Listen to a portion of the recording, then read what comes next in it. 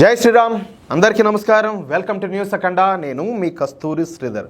మిత్రులారా, అప్పుడప్పుడు మనకు అనిపిస్తూ ఉంటుంది ఈ సుప్రీంకోర్టు ఒకటి ఉన్నది కదా, అది దానికి సంబంధం లేనటువంటి విషయాల్లో కూడా జోక్యం చేసుకొని బోడి పత్రం జలాయించాలని చెప్పేసి అప్పుడప్పుడు చేస్తూ ఉంటారనమాట. ఊరే అసలు వీళ్ళకి ఏం సంబంధము, వీళ్ళకి ఏం అవసరం రా నాయన, ఇంకేం కేసులు ఏం పెండింగ్లో లేనట్టు, వీళ్ళు పని లేక ఖాళీగా ఉన్నట్టు అన్నిట్లో ఏలు పెడతారే, ఏలు పెట్టి వాసన చూసుకుంటారని చెప్పి చాలా సందర్భాల్లో అనిపించదు. నాకైతే అనిపించదు బా. మీకు అనిపించదా? అనిపిదా?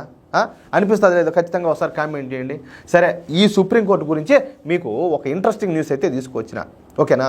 సరే, న్యూస్ విషయానికి వస్తే కిరణ్ రిజిజు గారు, ఈయన వృత్తిరీత్యా ఒక న్యాయవాది.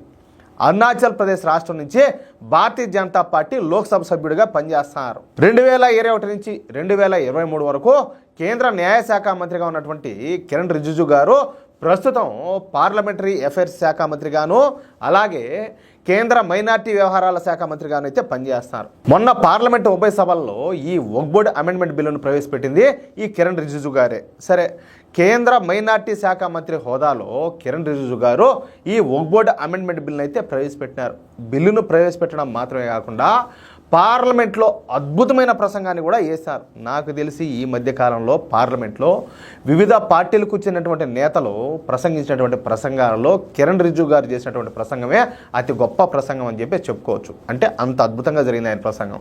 సరే, ఈ వక్ఫ్ బోర్డు బిల్లు అటు లోక్సభలోనూ ఇటు రాజ్యసభలోనూ రెండు చోట్ల కూడా పాస్ అయిపోయింది. ఇక ఈ వక్ఫ్ బోర్డు బిల్లు పైన రాష్ట్రపతి అయినటువంటి ద్రౌపది ముర్ము గారు కూడా సంతకం చేసేశారు. దీంతో ఈ వక్ఫ్ బోర్డు బిల్లు చట్టంగా మారిపోయింది. అంటే మన దేశంలో చట్టాలు చేసేటటువంటి శాసనకర్తలు ఈ బిల్లును పాస్ చేయగా మన దేశానికి సుప్రీం అయినటువంటి రాష్ట్రపతి గారు ఈ బిల్లు పైన సంతకం చేసి చట్టంగా మార్చేశారు. ఇక ఈ చట్టం విషయంలో కలుగు చేసుకోవడానికి ఎవరికి కూడా అర్హత లేదు. ఏ బొహడాకు ఏ తొకడాకు ఎవరికి కూడా అర్హత లేదు. కానీ ఈ వక్ఫ్ బోర్డ్ అమెండ్మెంట్ బిల్లును ఛాలెంజ్ చేస్తా ఎంఐఎం పార్టీ అధినేత అయినటువంటి అసదుద్దీన్ ఓవైసీ, అలాగే కాంగ్రెస్ ఎంపీ అయినటువంటి ఇమ్రాను, అలాగే మరొక కాంగ్రెస్ ఎంపీ అయినటువంటి మహమ్మద్ జావేదు, ఆమ్ ఆద్మీ పార్టీ ఎమ్మెల్యే అమనతుల్లా ఖాను, అలాగే సంబాల్ ఎంపీ అయినటువంటి జియావుర్ రెహమాను, ఇండియన్ యూనియన్ ముస్లిం లీగ్తో పాటు మరికొన్ని సూడో సెక్యులర్ పార్టీలు సుప్రీంకోర్టుకి అయితే పోయినాయి. నాయన, మేము దొంగతనాలు చేస్తూ ఉంటే వాళ్ళు మమ్మల్ని దొంగతనాలు చేసుకోనీయకుండా ఒక చట్టం అయితే తీసుకొచ్చారు. మేము కంటే కనపడని దానివల్ల ఈ ఒక స్థలం కనపడినా, లేకపోతే ఒక బిల్డింగ్ కనపడినా, ఒక ఆస్తి కనపడినా, అది ప్రభుత్వం కావచ్చు, లేకపోతే ప్రైవేట్ వ్యక్తులు కావచ్చు, ఎవరిదైనా కావచ్చు, మేము పోయి దాన్ని వక్ఫ్ బోర్డు పేరు చెప్పి దాన్ని మేము లాగేసుకుంటా ఉన్నాము. చివరికి రాష్ట్రపతి భవనం, అలాగే పార్లమెంట్ భవనం కూడా ఈ వక్ఫ్ బోర్డుకి సంబంధించినట్టు అని చెప్పేసి మేము మాట్లాడినాము. వాటిని మేము దొబ్బేయాలని చెప్పి చూసినాము. కానీ మా ఆటల వాళ్ళు అయితే అడ్డుకట్టేశారు. మాకు ఇవన్నీ కూడా ఇప్పుడు కుదిరేటట్లేవు. ఈ వక్ఫ్ బోర్డు పేరు చెప్పి మేము దేశానంతా కూడా మేము ఏదో దౌర్జన్యంగా అంతా కూడా లాక్కోవాలనుకున్నాము. మాకు ఆ స్థాయిలో అప్పటి కాంగ్రెస్ ప్రభుత్వం మాకు అన్ని కూడా హక్కులన్నీ కూడా కల్పించింది. కానీ ఇప్పుడున్నటువంటి ఈ మోడీ ప్రభుత్వం వాటికైతే కళ్ళు వేసింది. ఇప్పుడు మాకైతే అన్యాయం జరుగుతుంది. ఏదా అర్థమవుతుంది మీక అని చెప్పేసి బోరు మరి ఏడ్చా వీళ్ళంతా కూడా సుప్రీంకోర్టుకు పోయినారు. అర్థమైందా నేను చెప్పింది? పోవచ్చు. అసలు వీళ్ళకి రైట్ ఉండదా? అసలు ఏముండదని వీళ్ళ దగ్గర అసలు ఏడ వక్ఫ్ బోర్డు ఏంది నాకు అర్థమే కాల.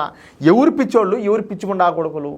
నేను ఒక మాట చెప్తున్నా, ఎవరైతే ఈరోజు వక్ఫ్ బోర్డుకు సపోర్ట్ చేస్తున్నారో ఆ సూడో సెక్యులర్ పార్టీలు కావచ్చు, సూడో సెక్యులర్ నాయకులు కావచ్చు, మీకు శాతనైతే, మీకు దమ్ముంటే మీ ఆస్తులను వక్ఫ్ బోర్డుకి ఇవ్వండి, వక్ఫ్ బోర్డు కట్టపెట్టండి. ఈరోజు దేశంలో మన ఇండియన్ ఆర్మీ తర్వాత, ఇండియన్ రైల్వేస్ తర్వాత అతిపెద్ద భూస్వామి ఎవరంటే వక్ఫ్ బోర్డే. ఎవరినైంది అదంతా? యానికి కాదు. బాబర్ తీసుకొచ్చి పెట్టాడా, ఔరంగజేబు తీసుకొచ్చి పెట్టాడా, వాళ్ళ ఆయన షాజహాన్ తీసుకొచ్చి పెట్టాడా, ఎవరు తెచ్చి పెట్టారు అయ్యాడా వక్ఫ్ బోర్డు భూములు అని చెప్పేసా? దొబ్బుగా పోయినారు కదా ఆల్రెడీ దేశాన్ని తీసుకుని పాకిస్తాన్ అని చెప్పేసి ఒక మొక్కన. మీరు కావాలనుకుంటే ఆడికే పోండి. మళ్ళీ వక్ఫ్ బోర్డు అని చెప్పేసి నువ్వు పార్లమెంటు, అదేవిధంగా రాష్ట్రపతి భవన్ కూడా నువ్వు వక్ఫ్ బోర్డు కిందకి వచ్చాది అంటే రేపు దేశం అంతా వక్ఫ్ బోర్డు కిందకి వచ్చాది అని చెప్పి నువ్వు మాట్లాడవా? అప్పుడు ఏం చేయాలి? వీళ్ళంతా గంట కొట్టుకోవాలి కూర్చొని. ఏంది కథలన్నీ కూడా. సరే, ఇక వీళ్ళందరూ సుప్రీంకోర్టుకు పోయినారు కదా. సుప్రీంకోర్టు చీఫ్ జస్టిస్ అయినటువంటి సంజీవ్ ఖన్నాతో సహా 3 సభ్యుల బెంచ్ ఈ కేసులను అయితే స్వీకరించి విచారణ జరుపుతున్నారు. మీకు అసలు ఏలు పెట్టేదానికి రైట్ ఉండదా? ఏలు పెట్టేదానికి రైట్ ఉండదా మీకు? ఇప్పుడు ఉభయ సభల్లో బాగా ఈ చర్చలన్నీ జరిగిన అనంతరం అయితే పాస్ అయిపోయింది. దానికి రాష్ట్రపతి సంతకం పెట్టారు. మళ్ళీ మీరు ఏలు పెట్టేది ఏంది? ఇంకా ఉండాలండి, అయిపోవాలి ఇంతటితో. ప్రస్తుతం చట్టంగా మార్చబడినటువంటి ఈ వక్ఫ్ బోర్డు అమెండ్మెంట్ చట్టం పైన ఈ సుప్రీంకోర్టు ధర్మాసనం కొన్ని ప్రశ్నలు వేసి వాటికి వారం రోజుల్లాగా సమాధానం చెప్పాలని చెప్పేసి కేంద్ర ప్రభుత్వానికి ఆదేశాలు జారీ చేసింది. ఏంది ఆదేశాలు? ప్రస్తుతం ఈ సుప్రీంకోర్టు తీర్పుపైన వివాదం అయితే రాజుకునింది. ఇక ఈ విషయం పైన అంటే వక్ఫ్ బోర్డు అమెండ్మెంట్ చట్టం విషయంలో సుప్రీంకోర్టు కలగజేసుకోవడం పైన కిరణ్ రిజిజు గారు స్పందించారు.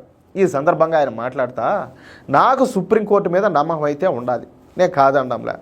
ప్రస్తుతం వక్ఫ్ బోర్డు చట్టంగా రూపొందింది, అందుకే సుప్రీంకోర్టు శాసనంగా అధికారికంగా చట్టసభల్లో పాస్ అయిపోయి రాష్ట్రపతి సంతకం కూడా అయిపోయి చట్టంగా రూపొందినటువంటి వక్ఫ్ బోర్డు అమెండ్మెంట్ చట్టం విషయంలో సుప్రీంకోర్టు అనవసరంగా కలుగు చేసుకోదని చెప్పేసి నేను అనుకుంటున్నాను. ఇకపోతే మన దేశంలో పార్లమెంటరీ వ్యవస్థ, న్యాయ వ్యవస్థలు ఒకదాన్ని మరొకటైతే గౌరవించుకోవాల్సిన అవసరం అయితే ఉండాలి. అంతేకాకుండా ఒక వ్యవస్థ పైన మరొక వ్యవస్థ నమ్మకాన్ని అదేవిధంగా విశ్వాసాన్ని కలిగి ఉండాలి. ఒక వ్యవస్థ పట్ల మరొక వ్యవస్థ బాధ్యతాయుతంగా వ్యవహరించాలని చెప్పి మాట్లాడినాడు. అంటే ఎవరి పని వాళ్ళు చూసుకోవాలని ఆయన, ఒకరి పనిలో ఇంకొకరు వచ్చి ఏలు పెట్టకూడదు, ఏలు పెట్టి వాసన చూసుకునేది అది గలీజ్ పని అని చెప్పి మాట్లాడినాడు. ఇక ఇది రెండో పంచి అనమాట. ఇక మూడోది వచ్చేసి, ఒకవేళ రేపు మేము గనక న్యాయ వ్యవస్థలో వేలు పెడితే ఎట్టుంటుంది, ఏది ఇప్పుడు మీరు కదా వచ్చి ఏలు పెట్టినట్టు ఏమే, మా పార్లమెంటరీ వ్యవస్థ అదేవిధంగా రాష్ట్రపతి గారు కలిసి న్యాయ వ్యవస్థలోనూ అదేవిధంగా సుప్రీంకోర్టు విషయంలో జోక్యం చేసుకుంటే అది ఎట్టుంటుంది, అది ఖచ్చితంగా మంచిగా అయితే ఉండదు. అవునా కదా? సుప్రీంకోర్టు పార్లమెంటరీ వ్యవహారాల్లో వేలు పెట్టినట్టు మేము సుప్రీంకోర్టు వ్యవహారాల్లో వేలు పెట్టదలుచుకోవాలా ఏమే అది సరే. ఇక నాలుగో విషయం వచ్చేసి, దేశంలోని న్యాయ వ్యవస్థకు, పార్లమెంటరీ వ్యవస్థకు, రాష్ట్రపతి వ్యవస్థకు మూడింటికి వేరువేరు అధికారాలు, బాధ్యతలు, హక్కులైతే ఉన్నాయి. ఈ అంశాలన్నీ కూడా మన రాజ్యాంగంలో పొందుపరచబడి ఉన్నాయి. కాబట్టి సుప్రీంకోర్టు మా చేత తయారు చేయబడే చట్టాల్లో తల దూర్చదని చెప్పేసి నేను భావిస్తానంటూ కిరణ్ రిజిజు గారు ఒక అద్భుతమైన ప్రసంగం అయితే చేశారు. ఈ స్పీచ్ ద్వారా చాలామందికి బాగా దబ్బలుగా కోసి మంచిగా ఉప్పు కారం వద్దినట్టు బాగా బుద్ధి వచ్చేటట్టు మాట్లాడినాడు. అర్థమవుతుందా? కాదియా, నేను ఇప్పుడు చెప్పేది ఏంటంటే, మన దేశంలో ఏది కింది స్థాయి సర్పంచ్ నుంచి గ్రామ స్థాయి నుంచి తీసుకుందాం, సర్పంచ్ కావచ్చు, లేకపోతే ఎమ్మెల్యేలు కావచ్చు, ఎంపీలు కావచ్చు, చివరికి రాష్ట్రపతి కూడా ఎన్నికల ద్వారానే ఎన్నుకోబడతారనమాట. అవునా కదా? మరి అలాంటప్పుడు ఈ కొలిజియం వ్యవస్థ అని చెప్పేసి ఒక దిక్కుమాలిన ఒక వ్యవస్థను ఒక దాన్ని పెట్టుకొని వాళ్ళకి నచ్చినట్టే వాళ్ళు ఎవరైతే సుప్రీంకోర్టు జడ్జిగా ఉండాలో వాళ్ళకి వాళ్ళే ప్రకటన చేసుకుంటా ప్రభుత్వం చేసేటటువంటి పనుల్లో కూడా వీళ్ళు వచ్చి జోక్యం చేసుకుంటా ఏలు పెడతా ఉంటే ఏం మాట్లాడాలి ఇంకా? అంటే కాదులే, ఇంకెందుకు ఈ దేశంలో ఇంకా ప్రధానమంత్రులు ఎందుకు, రాష్ట్రపతులు ఎందుకు, ఎమ్మెల్యేలు ఎందుకు, ఎంపీలు ఎందుకు, లేకపోతే సర్పంచ్లు ఎందుకు వీళ్ళంతా కూడా అంతా తీసేసేయండి. ప్రభుత్వాన్ని తీసేసి ఆ పాకిస్తాన్లో ఆర్మీ వెళ్తుంది కదా, ఆ విధంగా మీ కోర్టులో వేయాలండి ఇంకా దేశాన్ని. మీరే తీర్పులు ఇచ్చా ఉండండి, మీరే పరిపాలించరు కానీ దేశాన్ని. వీళ్ళు కమిటీలు వేసి కమిటీల ద్వారా అందరి అభిప్రాయాలను తీసుకొని దాని మీద మళ్ళీ పార్లమెంట్లో చర్చలు పెట్టి ఓటింగ్ పెట్టి బిల్లులు పాస్ చేసి దాన్ని రాష్ట్రపతి గారి దగ్గరికి పంపించి ఆవిడ సంతకం పెట్టి చట్టంగా మార్చి మళ్ళీ దాంట్లో వచ్చి మీరు జోక్యం చేసుకుంటారా? ఇంకెందుకు ఆ ప్రభుత్వాలు ఉండేది? అసలు మీకు హక్కు ఉన్నదా? నేను చెప్పేది ఒకటే, ఖచ్చితంగా ఈ న్యాయ వ్యవస్థను కూడా ప్రక్షాళన చేయాలా. ఎందుకంటే కంపు కొడతాంది, పురుగులు పడి ఉన్నాయి లోకమని. ఏంది దరిద్రం అంతా కూడా?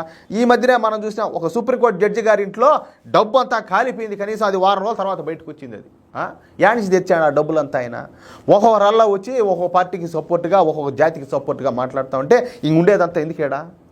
ఏం చేయనట్టాలే? ఏంది దరిద్రం అంతా కూడా? ఖచ్చితంగా చాలా మార్పులు రావాలా, రాజ్యాంగంలో మార్పులు రావాలా, న్యాయ వ్యవస్థలో మార్పులు రావాలా, ప్రతి దాంట్లో కూడా మార్పులు రావాలా.